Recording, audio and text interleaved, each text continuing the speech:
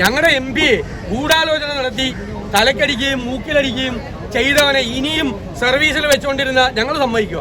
അത് നോക്കിയിരിക്കില്ല, സംശയമൊന്നും വേണ്ട. ഇന്ന് ഷാഫി പറമ്പിൽ MP പത്രസമ്മേളനം നടത്തി ഞെട്ടിക്കുന്നൊരു വിവരം പുറത്തുവിട്ടിരിക്കുക. അഭിലാഷ് ഡേവിഡ് എന്ന് പറയുന്ന സർവീസിൽ നിന്ന് സസ്പെൻഡ് ചെയ്യുകയോ ഡിസ്മിസ് ചെയ്യുകയോ പെട്ട ഒരു വ്യക്തി, ആളാണ് തലക്കടിച്ചെന്ന് തിരിച്ചെടുത്ത ആളാണ്.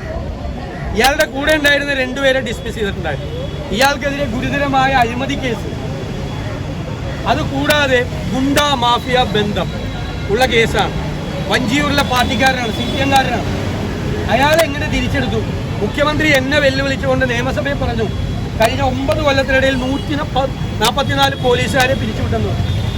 ഞങ്ങൾ പോലീസ് ഹെഡ്ക്വാർട്ടേഴ്സിൽ വിവരാവകാശ നിയമപ്രകാരം ചോദിച്ചപ്പോൾ പോലീസ് ഹെഡ്ക്വാർട്ടേഴ്സ് പറഞ്ഞത് പിരിച്ചുവിട്ടവരുടെ ഇതുവരെ ക്രോഡീകരിച്ചിട്ടില്ല, ആകെ 14 പേരെ പിരിച്ചുവിട്ടിട്ടില്ലെന്നാണ് പറയുന്നത്.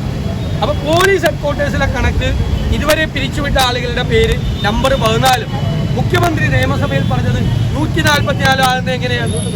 അപ്പോൾ സർവീസിൽ നിന്ന് പിരിച്ചുവിടപ്പെട്ടു എന്ന് പറയുന്ന ഉദ്യോഗസ്ഥനെ തിരിച്ചെടുത്ത് അവനെ കൊണ്ട് കോൺഗ്രസ് MP-യുടെ തലക്കടിപ്പിക്കുക.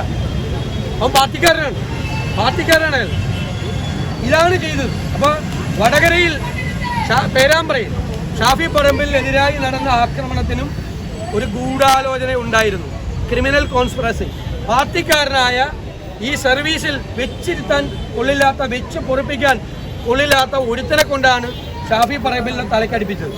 നിയമസഭയെ തെറ്റിദ്ധരിപ്പിച്ച മുഖ്യമന്ത്രി ഇതിനു കൂടി മറുപടി പറയണം എന്ന് ഞങ്ങൾ ആവശ്യപ്പെടുക.